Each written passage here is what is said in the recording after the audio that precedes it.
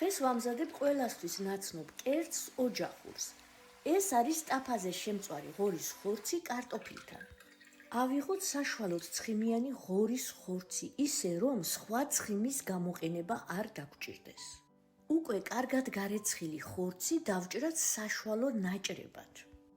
შიგადაშიგ პატარა ძვლიანებით შეიძლება ნეკნები მით უმეტეს, თუმცა ყველას ცხიმის პატარა ნაჭერიც უნდა ჰქონდეს. თუ გვეჩქარება ეს პირდაპირ ტაფაზით შეგვიძლია შევწვათ, თუმცა დამარინადებული უფრო გემრიელი გამოგვივა. მოვაყაროთ მარილი გემოვნებით, პაპრიკა, ორიგანო მოვაყარე, ხორცის სუნელი. სიმწარისთვის შეგვიძლია მოვაყაროთ პილპილიც ან მწარე წიწაკა თუ გიყვართ. ვამატებთ პომინდურის ნებისმიერ სოუსს, ტომატს მაგალითად, მე დავამატებ პომინდურის ტკბილ ცხარე სოუსს, ამას წინათ ვიდეო რეცეპტი რო გაგიზიარეთ. დავასხი ცოტა შავი ღვინო, შეგიძლიათ თეთრი ღვინოც გამოიყენოთ. ეს კარგად უნდა შევურიოთ ერთმანეთში, მე დიდ თასში გადავიტანე და ისე შევურიე, მე უკანვე დავაბრუნე, რომ მაცივარში შევედგა.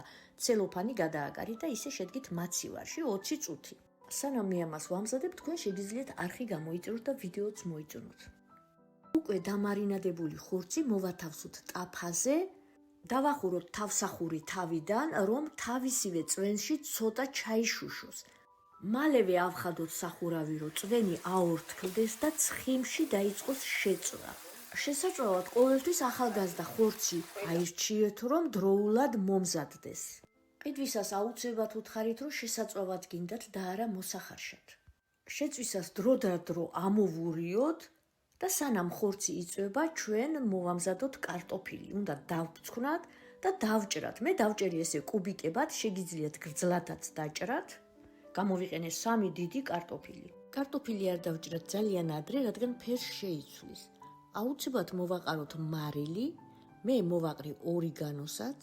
შემწვარ ხორცზე ზემოდან მოვათავსოთ კარტოფილი და კოვზის დახმარებით ყველა ხორცი ამოვალაგოთ კარტოფილის ზემოდან, ისე რომ კარტოფილი ცხიმში შეიწვას.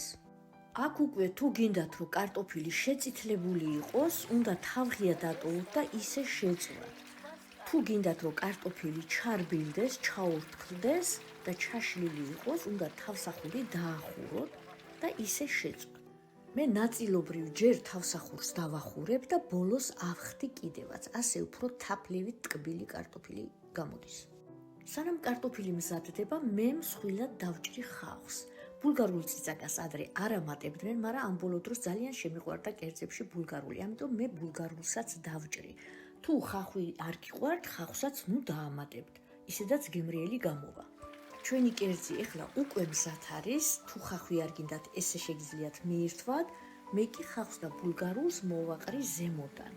ამას უკვე ბევრი არ უნდა, ცოტა ხანი თავსახური დავახუროთ, რომ ჩაიორთქლოს, ამოვურიოთ და ჩვენი კერძი უკვე მზად არის, მივიტანოთ სუფრაზე. ხახვი და ბულგარული რაც უფრო ცოცხლად არჩება, უფრო გემრიელია.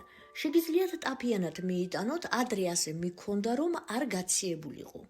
მოვიმარაგოთ დანარჩენი მისატანებლები და გემრიელად მივირთვათ. ეს ჩვენი სტუდენტობის დროინდელი ნომერ პირველი კერძი იყო ხოლმე.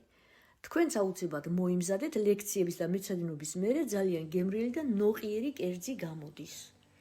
მე კი თქვენ ახლა დროებით გემშვიდობებით, მალე ისევ შევხვდებით ძალიან საინტერესო რეცეპტებით, იქამდე კი ბედნიერ დღეებს გისურვებთ. არხის გამოწერა, ვიდეოს მოწონება და გაზიარება არ დაგავიწყდეთ.